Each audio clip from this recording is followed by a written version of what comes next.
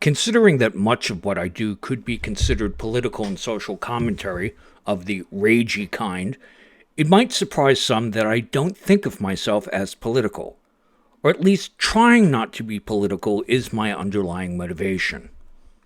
Should I say something that is overtly political, by accident, I usually have a twinge of guilt about it later. If I engage with politics at all, it's to reject it. Politics is no way to treat people, things, facts, and ideas. Rather than just being apolitical, we could benefit greatly from becoming actively anti-political. Yes, I know what the definition of politics is, what it's supposed to be, and what Plato and Cicero thought about it.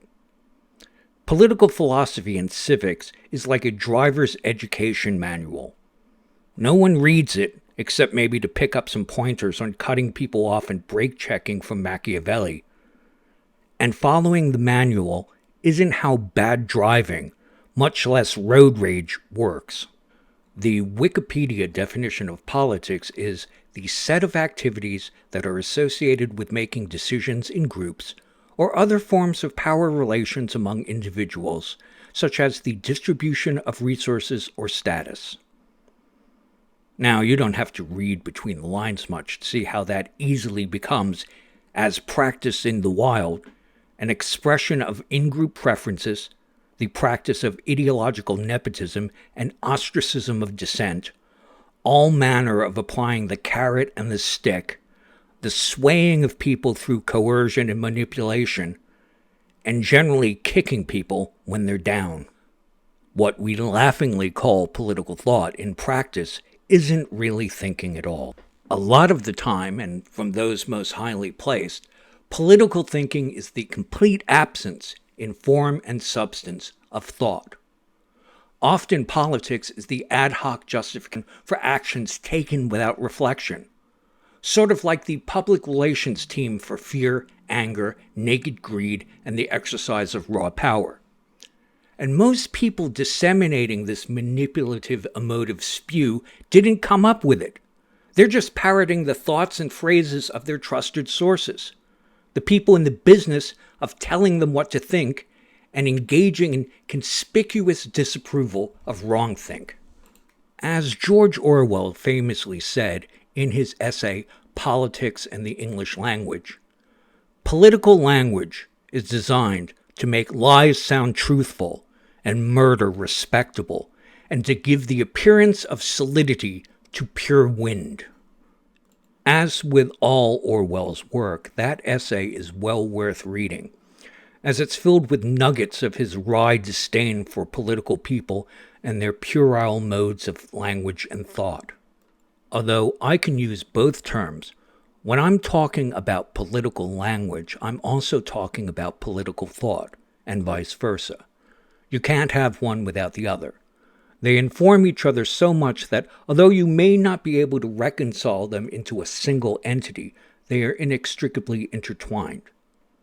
Where language is the vocal manifestation of sub-vocal thought, we also have to be aware of the extent to which, as Orwell also claimed, language dictates thought. Political thought is stupid. Political language is the expression of that stupidity. Together you can think of that reciprocal relationship of stupidity as the political mode.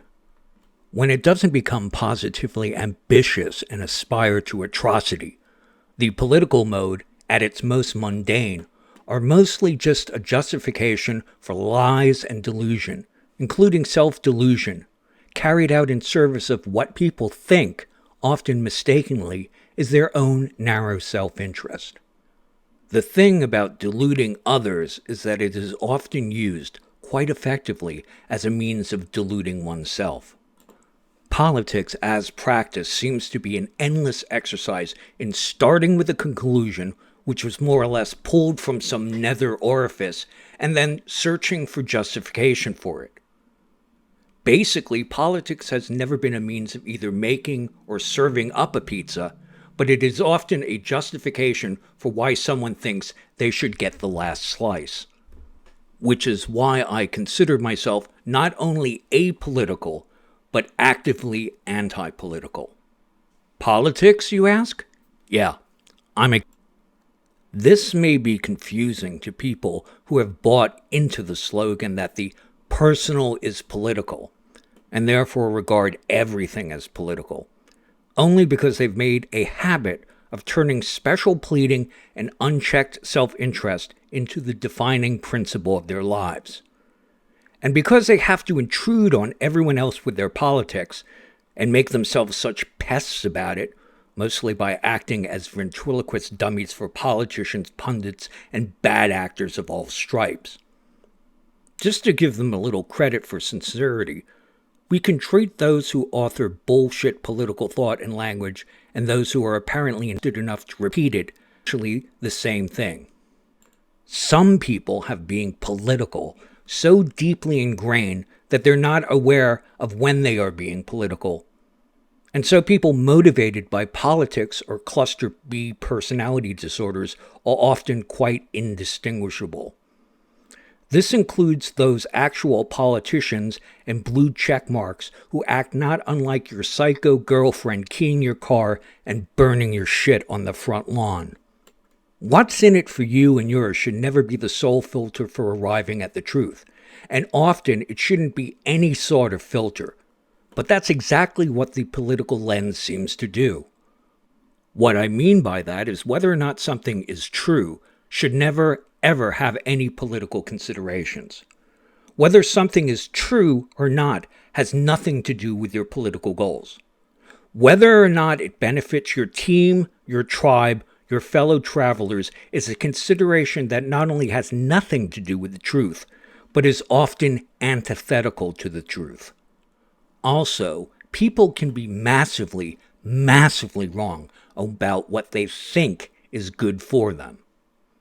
If experience has shown us anything, it's that the sort of people given to being political have a terrible track record when it comes to taking their politically motivated actions and correctly predicting the consequences of them, good or bad. I think it may be an aspect of this urge for the political mode, encapsulated in thought and expressed in language that is not only value-laden but self-serving and needing to be divorced from actual cause and effect relations, that the word feel has rapidly replaced the words know, think, and believe. Knowledge has special epistemic status as true, justified belief. And what you think presumes what you are doing is thinking. If you believe something, you might be compelled to explain exactly why you believe this, even if you believe something just because you do. But can anyone argue with what you feel? The way people have adopted this vocabulary without any thought to what it means and what they're actually saying is fairly alarming. Relegating something to a feeling is like having an unassailable stone tower of subjectivity. You can fear something and have no valid reason whatsoever for doing so, but the one thing that can't be denied is your fear. None of this has to do with intelligence or education. Often, it's overeducated people who are most adept at deluding themselves, or thinking that whenever they want something to be the case, reality is obligated to humor them. They also have the ready-made structure and vocabulary by which they can dress up their most feelings as though they are actual thoughts. They can excel at jumping through the necessary mental hoops to make their every little brain queef mandatory, and, if they can apply the power of the state, even make you sniff it. Truth just is. Facts exist independently of what you think, what you believe, and absolutely does not care what you feel. Knowledge exists independently of what you want, what you need, and what you think will be the consequences derived from it. And this is all too much for some people. Some people not only think the universe must have a purpose, but they think its purpose is to validate their each and every preconception. To illustrate the point, how political thought and language really works, I will have to extrapolate from the behavior of some old news chuckleheads that no one liked anyway. And excuse me, because I'm really going to flog this horse. The 1980s, and to some degree into the 90s, was the high watermark of what were called young Earth creationists. They had all sorts of problems with Darwinian evolution and all the fields that used hereditary variation and differential reproductive success as a framework with which to make sense of the biological world. Because whatever it wasn't their doctrine, regardless of how much sense it made and the extent to which it was proven. Obviously, they were raising objections not because of inherent glaring flaws in evolutionary theory, but because they thought evolution contradicted that which they wanted to believe. In essence, they were committing the fallacy of false dichotomy in thinking if they could prove evolution wrong, that would prove Genesis true. Their means and motives, which amounted to bad faith, was so obvious that it should have cast doubt on any claim they made, especially claims that misrepresented evolution. Along with that, they would benefit greatly from just muddying the water, casting doubt on the opposition, which was codified in their refrain of "teach the controversy," which not only falsely claimed that there was any controversy to begin with, but pretended the origin story of Genesis, just one of many creation myths, all of which could not be true, were on equal footing with testable, provable, scientific proofs, which it most certainly was not. When they weren't willing to outright lie about evidence, they would routinely misrepresent it through omission, often asserting that something was not explained by science when those explanations already existed and were well known. These young Earth creationists would present mysteries such as more or less modern artifacts found embedded in rock, which they often claimed was Cretaceous and hundreds of millions of years old.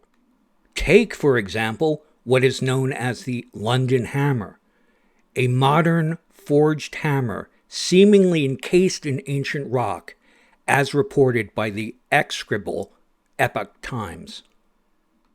A hammer was found in London, Texas in 1934, encased in stone that had formed around it. The rock surrounding the hammer is said to be more than 100 million years old, suggesting the hammer was made well before humans who could have made such an object are thought to have existed. Note the political weasel words, as these sort of dubious claims often use phrases like "looks like" or "appears to be," rather than making a definitive claim. The stone carvings in a Mayan tomb in Palenque may look like a dude zipping around on his ancient astronaut spaceship, but that doesn't mean it is. Just because a cloud looks like an elephant doesn't mean it is. And the Palenque relief looks more like an imperial speeder bike anyway. Now, if that hammer was as old as the rock it was included in, the timeline of human civilization or the established age of the geological record would be gravely in doubt. If it were true, which it isn't. First, think about the context. As people are not given to dropping tools down holes for no apparent reason, it stands to reason that the hammer got there as part of some mining operation. That is, the hammer got into that rock, which could actually be hundreds of millions of years old, because someone used it to excavate a hole in that existing ancient rock. You can also imagine how someone in that situation might lose a hammer and, due to unforeseen circumstances, simply not give a great goddamn enough to go back and retrieve it. All rock isn't exactly waterproof, and some rocks water will percolate straight through it, which is why when making reservoirs and dams, it's necessary to lay down an impermeable layer of clay. If you guess that water can strain through the rock and deposit sediment that can fill up holes and harden around objects, you'd be right. A term already exists for this, which I don't even have to look up as I remember it from studying earth science and geology. The material that forms in other material is called an inclusion, which can be sedimentary when carried by water or igneous when the result of volcanism. In this case, the inclusion is a sedimentary concretion. Over time, the sedimentary inclusion can turn into rock itself. But the point is that the inclusion is never older than the rock it is found in. Inclusions are considered unconformities because they can be exceptions to the rule of superimposition, that geological strata are layered according to the time, with the older strata always under the younger strata. That's to say, the rock around the hammer that the concretion was contained in may be hundreds of millions of years old, but the hammer and the sedimentary concretion that filled a void that the hammer was in is of more recent vintage. So you are not dealing with a hammer in rock. What you have is a hammer in concretion in rock. Testing the rock can tell you about its age, but it can't tell you about the age of the hammer or the concretion. Assuming that the hammer, the concretion, and the rock all share the same age simply proves ignorance of how this works. One suspects intentionally. All the young Earth creationists did is lie, and intentionally or not, distort the truth or conceal it, in the service of some a priori conclusion that is demanded by their rigid adherence to dogma. They are willing to fail introductory geology, feign ignorance, just to smuggle their dogma past you. What political language often does is allow people to smuggle emotion-laden, usually fearful, language and a priori conclusions into a discussion. Like experiencing young Earth creationists when you have any kind of background in geology, the most annoying way to experience the political mode is when they're talking about something you know from a background in that knowledge, something you know from personal experience, or simply because you were there and don't remember it happening that way. Keep in mind, these young Earth creationists never gained significant political and social power like those associated with various academic grievance studies, and so they never got much beyond the stage where people pointed and laughed at them. Nothing they proposed was any more ridiculous than the things that those with political and social power can ultimately have administrative violence brought down on you for not believing or not supporting enthusiastically enough. The only difference between them and those using political language in a political setting for political aims is that young Earth creationists had no ability to impose social sanctions and harness the coercive power of the state, which begins with ostracizing and deplatforming people and ends with putting them against the wall and shooting them. You don't have to go too far or look too long to find exact analogs for this in political language.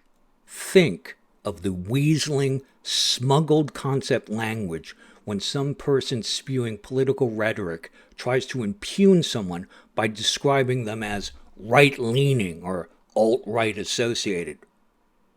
What does that even mean? Leaning towards or away from what? Associated by whom? Sometimes this sort of move can go long form.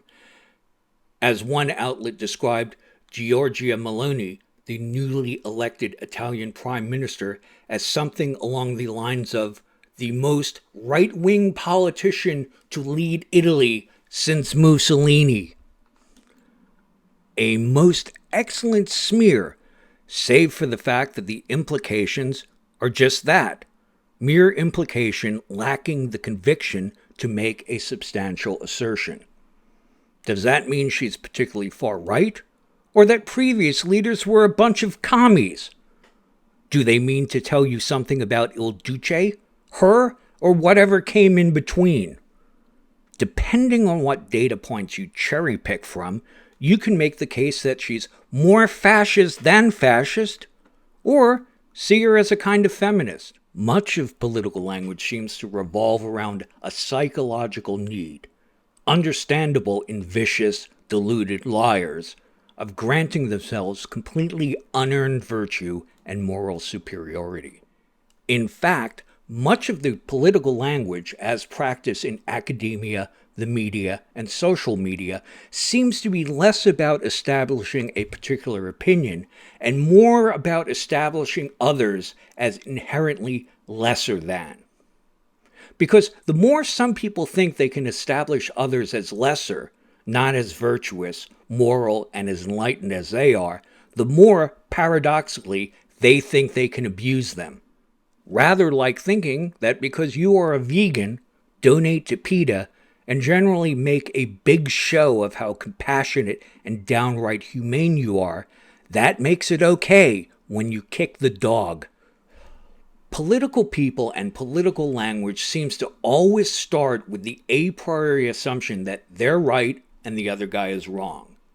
They have a conclusion they arrived at first, as demanded by their rigid adherence to an ideological position, and accept or reject information based upon how much it conforms.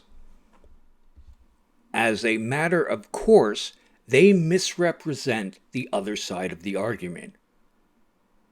And if they can't succeed in thinking they can prove themselves right by proving the other guy wrong, they can at least muddy the water and leave people too confused and emotionally laden to decide either way. Confusion in this regard works. Fear works even better. Take, for example, the whole idea of election fraud. If you are a political person of a certain persuasion, you will assert elections are free and fair or not, depending on whether democracy is working out for you and your guy gets into office. The same people who now think questioning the validity of a U.S. election is tantamount to treason also routinely, even vehemently, question the validity of the election that failed to put Hillary Clinton in office. Just off the top of my head, I can list the main reasons why some people claim they doubt the elections. You have the widespread use of mail-in ballots, ostensibly a response to the pandemic, that often could be submitted without identification or even a signature. There's the open practice of ballot harvesting, where some people were quite forthcoming with how widespread the practice was and how well they were compensated for it. There's evidence of people buzzing around a set number of ballot drop boxes when no one needed to visit one more than once. They were like honeybees returning to the hive loaded with pollen.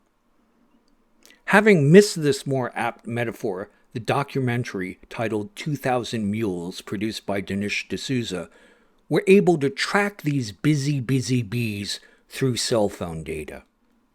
There was documented, caught on video, interference with elected auditors doing their due diligence, often by the use of screens, stacked boxes, or simply by throwing them out of the room.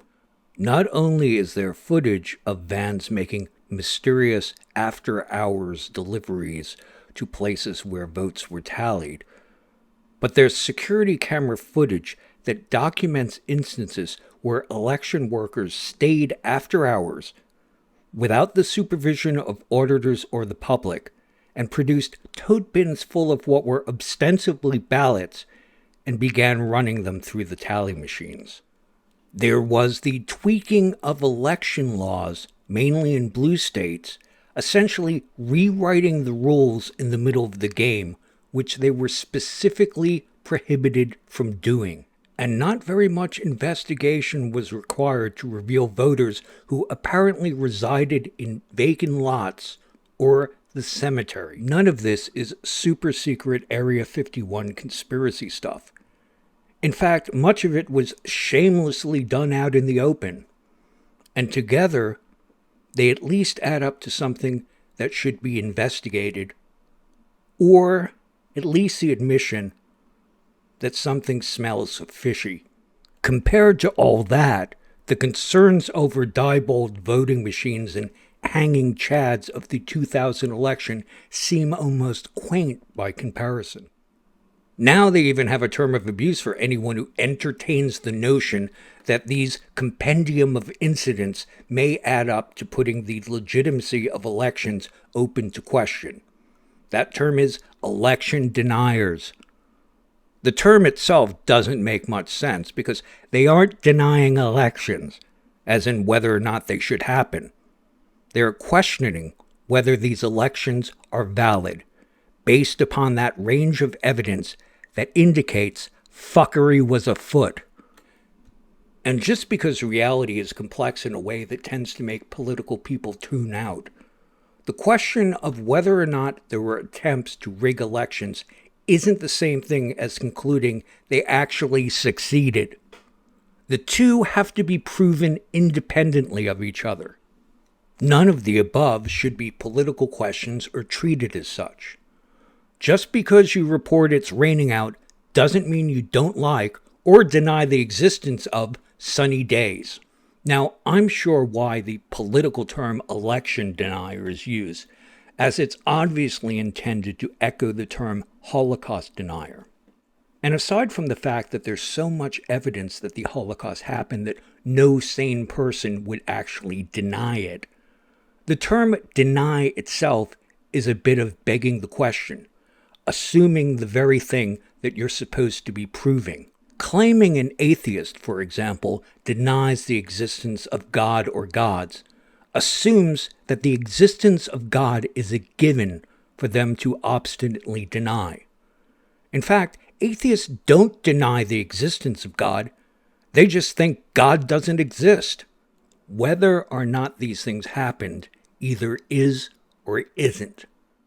Claiming that they didn't happen, discounting their significance, impugning the motives of those who report them or where they are reported, has no connection to their truth value. In doing so, it is the people who toss around the term election denier who are engaging in another well-worn bit of political thought and language, that of accusing other people of exactly what the person making the accusation is doing. Political language and thought is actually the opposite of objectivity. Political language and thought forces you to take a stand on something, even when you don't have enough information to draw any conclusions. Talking in political terms is often not just a way to excuse and justify perfectly terrible behavior, but in its being lazy anti-intellectualism cloaked in a mantle of condescending moral superiority. It's merely a way to shut people up. Take this nugget of information, which is fully detailed in his book, The Mismeasure of Man by Stephen Jay Gould.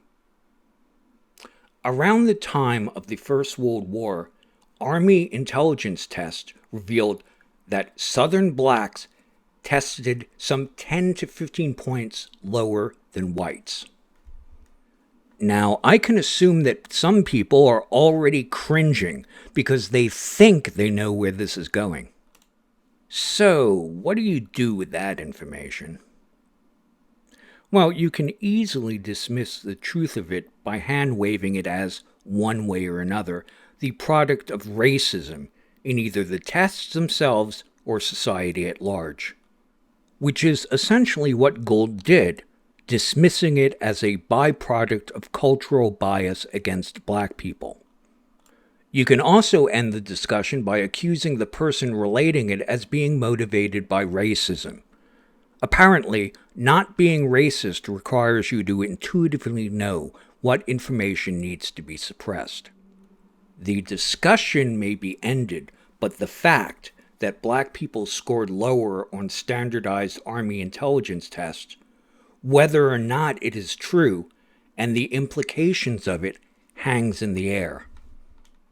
However, what if you do what Thomas Sowell did? Continue the discussion, keep on digging, and air it out in the open for what truth value there might be there to be had. If you do that, you will find that it is absolutely true that Southern blacks scored lower in standard IQ testing than Northern whites. That cannot be disputed or dismissed. However, that may contain a truth, but it isn't the truth. If you keep asking the questions, if you keep digging, you can then discover, as Sowell did, that later testing demonstrated that Northern blacks scored higher by about the same margin over Southern whites. Race has nothing to do with it. Cultural bias plays a role, but not cultural bias against black people. What matters is the differences in education and attitudes between Northern culture and what is often called redneck culture in the South. So, what was accomplished by applying a heavy political hand? Engaging not only in censorship, but even self-censorship. First, a fact was dismissed because of its apparent unpleasant political implications. The truth, and perhaps the person relating it, was denigrated and dismissed without cause. More importantly, a conversation was halted because it related to what seemed to be an unpalatable truth. And in the process, the pursuit of truth itself was derailed. The facts related, and the truths that could be obtained from them when actually pursued, revealed something that wasn't at all the path to racism it was claimed to be. All political handling accomplished was undermining the truth. Not only does the political lens cut one off from the truth, it often does it well before anyone gets close to it. During the writing of this, I began casually looking out for examples of someone willing to say something not only mindlessly political, but positively evil and stupid due to their political considerations. As you can imagine, in this day and age, I didn't have to look very hard for it or very far. In fact, as you will see in part 2, the stupid came looking for me. In the second part, I want to dive into the weeds a bit and look at some examples of political language that condescends, dissembles, weasels, and smuggles in concepts, and in fact shows how political thought and language gives people amazing opportunities to be wrong about everything almost all of the time, while still maintaining an attitude of perfect moral and ideological certitude. In part 2, let's look at concrete examples of people using political thought and political language in the only way they know how, which is the worst way possible. We could content ourselves with just pointing at these people and laughing at them, were it not for the fact that it is their intent to malign people, destroy reputations, constrain and dictate freedoms, and do real harm. In which case, pointing and laughing is just the first step towards eventually disarming them, and then making them at least a fraction as uncomfortable as they made everyone else suffer. Feel free to engage with me on my content, and of course, like, comment, and share. And a special thank you to those of you supporting me on Patreon, PayPal, or Subscribestar. You've gone a long way towards getting me out of some dire circumstances, but I'm not out of the woods yet. I'm still working on it, and I'll get there with your help.